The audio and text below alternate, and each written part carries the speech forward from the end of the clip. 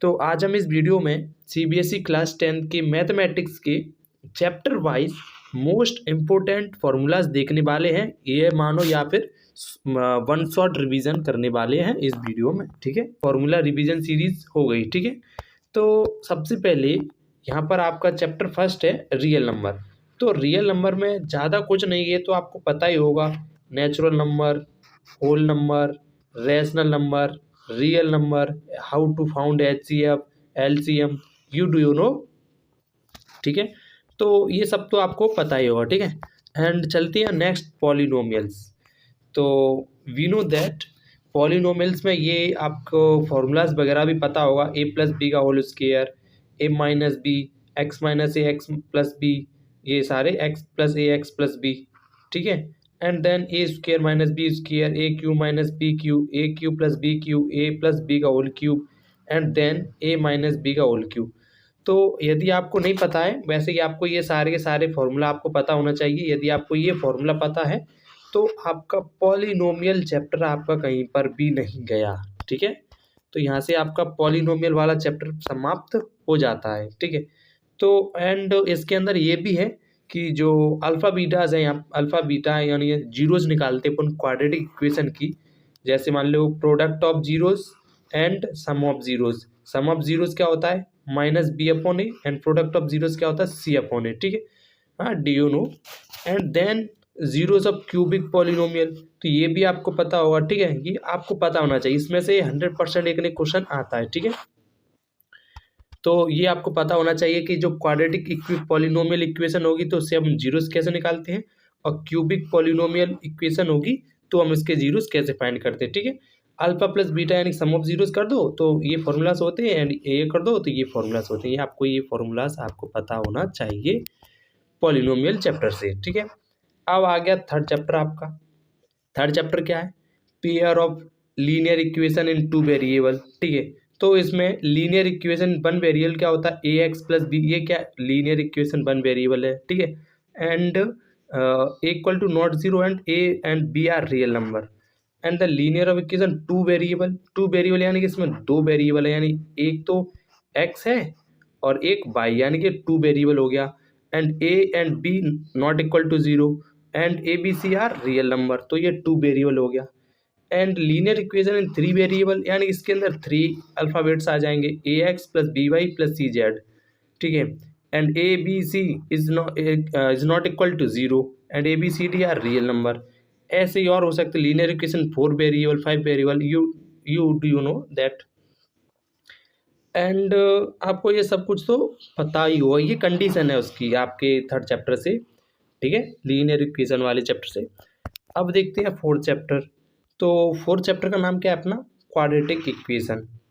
Quadratic equation, तो अब quadratic equation में ये फॉर्मूला होता है, जैसे मान ले कहीं आपको ये होता है B square minus four A सी। ठीक है, क्योंकि कोई एक क्वाड्रेटिक इक्वेशन होती है, उसकी जो two distinct rule real roots निकालने होते हैं वो हम ऐसे निकालते हैं, यानी जो डी होती है ना, डी को वो निकालते हैं ना, ऐसे निकालते हैं, B square minus four A सी, ये तो पता होगा ना।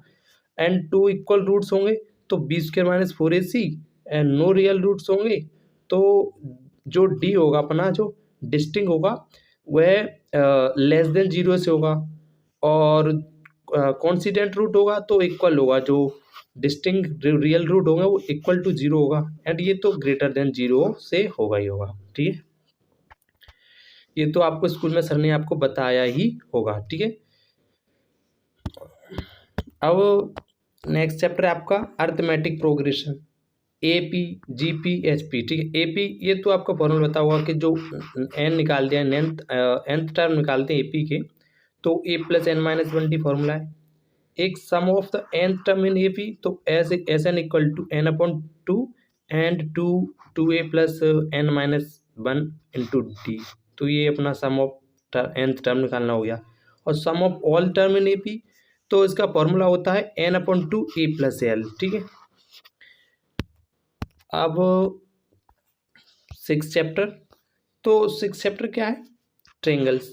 तो फिर अब ट्रेंगल्स की फॉर्मूला पता होना चाहिए। ए यहाँ पर क्या होता है? Area of triangle, b base of the triangle, और h height of height of a triangle, ठीक है। तो यहाँ पर फॉर्मूला देखिएगा, एरिया ऑफ ट्रायंगल क्या होता है, 1/2 बेस इंटू हाइट स्क्वायर, इसकी यूनिट होती है, ठीक है, मीटर स्क्वायर या एनीबॉडी जो भी दी होगी, एरिया होता है ये। और area of isosceles triangle formula क्या होता है, 1/4 and base into 4a² minus b², ये इसका फॉर्मूला होता है। And area of right triangle 1/2 base into height and area of equilateral triangles √3/4 into side square, ये मोस्ट इंपॉर्टेंट है, इससे शायद आपका जो MCQ टाइप है इसमें से आ सकता है भाई, ठीक है। अब आ गया नेक्स्ट चैप्टर, कोऑर्डिनेट ज्योमेट्री, ये भी मोस्ट इंपॉर्टेंट चैप्टर है कोऑर्डिनेट ज्योमेट्री। ये ज्योमेट्री जिस बच्चे का है ना बहुत अच्छा मार्क्स कर सकता है। अब इसका जो डिस्टेंस फॉर्मूला होता है कि find the distance between 2 point, तो एक P और Q है, ठीक है, ये उसके पॉइंट है, तो इसका फॉर्मूला क्या होता है, x2 minus x1 equal into 2 plus y2 minus y1 equal into 2। तो ये क्या होता है, डिस्टेंस दो पॉइंट के बीच में डिस्टेंस निकालने का फॉर्मूला ये होता है, ठीक है। अंडर रूट लगा यहाँ पर ध्यान रखना, ठीक है। और distance of point P and from the origin, तो उसका फॉर्मूला होता है √x² plus y²। And third है coordinate of the point P and which divided the line segment joining the point x1 plus y1। And next है ये रहा भाई x2 minus y2 and internally and the ratio, उसका ratio ये दिया है m1 m2 and section formula क्या हो गया इसका, m1 into 2 plus m2 into 1 and m1 plus m2 जी अपॉन में डिवाइड में हो जाएगा, ये तो आपको पता होगा, ठीक है। And m1 y2 plus m2 y1 और डिवाइड में है m1 प्लस m2। और नेक्स्ट फॉर्मूला आपका क्या था, mid point of the line segment joining the point, यदि ये दो लाइन को ज्वाइनिंग करती हैं दो पॉइंट, तो उसका फॉर्मूला होता है x1 plus x2/2 and y1 plus y2/2। तो इसकी ये फोर्थ फॉर्मूला ये आपको पता होना चाहिए, इससे आपकी पूरी जो ज्योमेट्री है इससे कंप्लीट हो जाएगी, ठीक है। ये आपको चारों के चारों आपको फॉर्मूला पता होना चाहिए। यदि दो पॉइंट के बीच में डिस्टेंस निकालना है तो ये फॉर्मूला होता है। यदि आपको ओरिजिन और एक पॉइंट P दिया और ओरिजिन दिया तो उसका ये फॉर्मूला होता है डिस्टेंस निकालने के लिए, ठीक है। और आपको पॉइंट लाइन जो है लाइन ज्वाइनिंग कर रही है उसको डिवाइड भी करना, डिवाइड है मतलब कि जो लाइन है वो डिवाइड है, उसको निकालने के लिए तो कोऑर्डिनेट का फॉर्मूला ये होता है। एंड मिड पॉइंट निकालते हैं तो ये फॉर्मूला होता है लाइन ज्वाइनिंग सेगमेंट पे, ठीक है। अब आए next chapter 8, introduction of trigonometry. तो पहले ये चैप्टर है आपका 8 चैप्टर है, बेसिक ट्रिग्नोमेट्री फॉर्मूलाज देखते हैं पहले, जो प्रॉपर्टीज हैं, ठीक है। एंड देखिएगा साइन ए यानी कि perpendicular upon hypotenuse, cos a यानी कि base upon hypotenuse, tan a यानी कि perpendicular upon base, and cos a यानी कि base upon perpendicular, cosec a hypotenuse upon perpendicular, sec a hypotenuse upon base. तो ये ज़्यादातर बेसिक है, ये तो आपको पता ही होगा। एंड रेशियो देख लीजिएगा, साइन ए का क्या होता है, सॉरी टेन ए का क्या होता है sine A upon cos A, cot A का क्या होता है cos A upon sine A, और कॉसेक ए का क्या होता है 1 upon sine A, and sec A का क्या होता है 1 अपॉन कॉस ए। अब यहाँ पर जो ट्रिग्नोमेट्री टेबल है वो भी आपको याद होनी चाहिए, थ्रू आउट याद होना चाहिए आपको, ठीक है। एंड देन वैल्यू ये दी हुई है 0, 30, 45, 60, 90, ये तो सिंपल है, आपको साइन 0 की वैल्यू 0, साइन 30 की वैल्यू 1/2, साइन 45 की वैल्यू 1/√2, साइन 60 की √3/2, साइन 90 की वैल्यू 1। थ्रू आउट आपको याद होने चाहिए। किसी ने पूछ लिया कॉस 60 की वैल्यू 1/2, कॉस 30 की √3/2, ऐसे आपको पीरियोडिक ट्रिग्नोमेट्री टेबल आपको याद होनी चाहिए, ठीक है। तो ये आपकी ट्रिग्नोमेट्री टेबल है पूरी दी है, एक बार बता दूं क्या, लिख लीजिए या याद कर लीजिएगा, ठीक है। अब आ गया आपका 9 चैप्टर। 9 चैप्टर क्या है, सम एप्लीकेशन ऑफ ट्रिग्नोमेट्री। तो ये कुछ एप्लीकेशन है ट्रिग्नोमेट्री की। तो साइन 90 माइनस थीटा क्या होता है कॉस थीटा, और कॉस 90 माइनस थीटा होता है साइन थीटा, और टेन 90 माइनस थीटा होता है कॉट थीटा, और कॉट 90 माइनस थीटा होता है टेन थीटा, और सेक 90 माइनस थीटा होता है cosec theta, and cosec 90 minus theta होता है सेक थीटा, ठीक है। ये सम कुछ एप्लीकेशन ट्रिग्नोमेट्री की हैं, ये 9 चैप्टर से है, तो ये भी याद होना चाहिए आपको। अब आ गया 10 सर्किल, ये भी मोस्ट इम्पोर्टेंट चैप्टर है। तो यहाँ पर जो आर है वो रेडियस ऑफ सर्किल है, ठीक है। तो ये फॉर्मूला है आपका सरकमफेरेंस ऑफ द सर्किल का फॉर्मूला क्या होता है 2πr। एरिया ऑफ सर्किल क्या होता है πr²। Area of a sector of a circle with radius r and angle with degree measure मतलब थीटा। तो इसका फॉर्मूला क्या होता है θ/360 इंटू πr², ठीक है। And length of arc of a sector of a circle with radius r and angle with degree measured θ/360 into 2πr। तो ये इसका ये फॉर्मूला होता है निकालने के लिए, ठीक है। ये आपको पता होना चाहिए, आई होप ये तो पता ही होगा, बस अपना ये रिवीजन चल रहा है फॉर्मूला का, ठीक है, फॉर्मूलाज वगैरह का। अब आपका 11 चैप्टर है एरियाज रिलेटेड टू सर्किल। क्या है एरिया रिलेटेड टू सर्किल। तो area of segment of a circle, area of the corresponding sector minus area of corresponding triangle. यदि आपको एरिया ऑफ सेगमेंट सर्कल निकालना है तो करस्पॉन्डिंग सेक्टर का एरिया एंड उसको में से घटा देना आपको करस्पॉन्डिंग ट्रायंगल का एरिया, तो आपको सेगमेंट ऑफ सर्कल का एरिया निकल जाएगा, ठीक है। एंड है tangent to a circle equation क्या है इसकी x² plus y² equal to a²। तो for line y equal to mx plus c is given by the equation, ठीक है। तो y equal to mx plus minus a √1 plus m²। और next है tangent to a circle equation x² plus y² equal to a। तो at a1 plus b1 a1 और b1 is x a1 plus by b1 हो जाएगा equal to a², ये हो जाएगा, ठीक है। अब है नेक्स्ट चैप्टर आपका 12 चैप्टर 12 यानी कि surface area of volume, this most important. इसमें से सीधा 2 नंबर 3 नंबर 5 नंबर आ जाता है यहाँ से, ठीक है। तो आपके इसके फॉर्मूला याद होना चाहिए। क्यूबोर्ड या cuboid, surface area of a cuboid is of length l and breadth b and height h। तो इसका फॉर्मूला क्या होता है यदि हमको सरफेस एरिया ऑफ क्यूबोर्ड का निकालना है तो उसका फॉर्मूला होता है 2 into LB plus BH plus LH।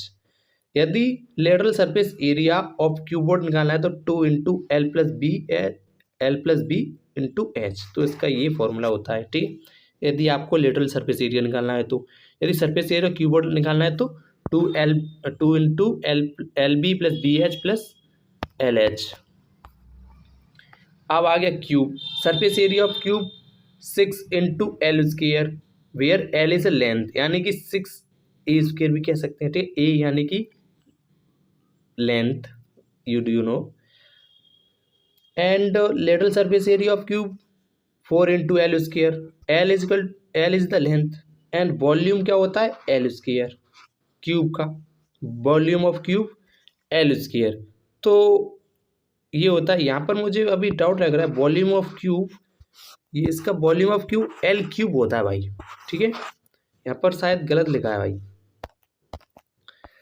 And आगे cylinder, total surface area of a cylinder 2πr into h plus r and lateral surface area of a cylinder 2πrh, volume of cylinder πr²h, ठीक है।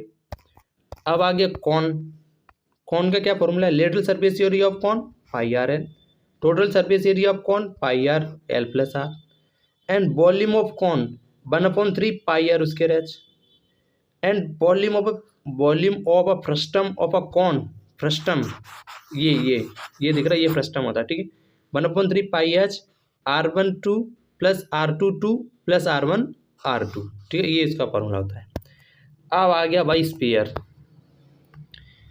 Surface area of sphere 4πr², volume of sphere 4/3 πr³ ठीक है। तो ये अपना 12 chapter था। अब 13 chapter आ गया स्टैटिक्स। क्या आ गया स्टैटिक्स। तो स्टैटिक्स में ये आपको पता होना चाहिए मीन डायरेक्ट मेथड, तो ये उसका मीन निकालने का फॉर्मूला होता है, ठीक है। और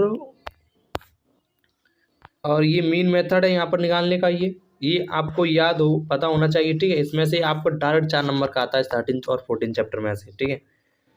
ये मेथड है उसकी।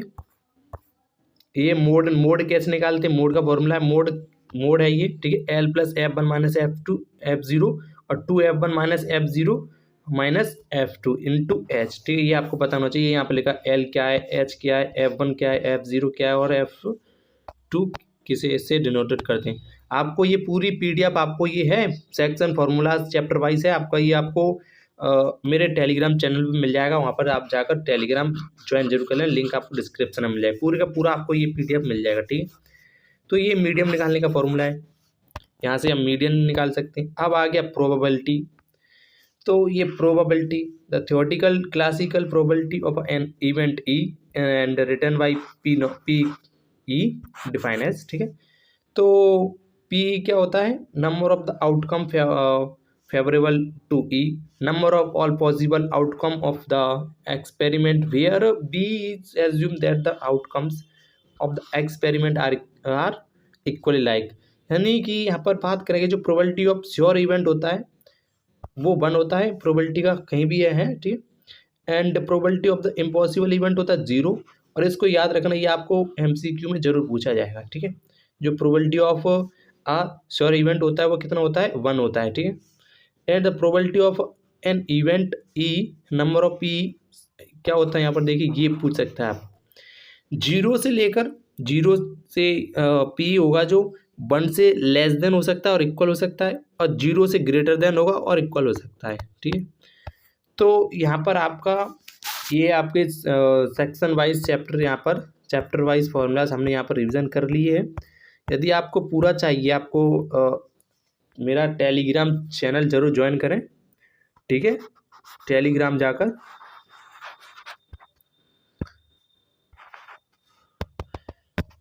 और अभी तक आप देख रहे हैं, आपको अच्छी वीडियो लगी हो तो दोस्तों को शेयर जरूर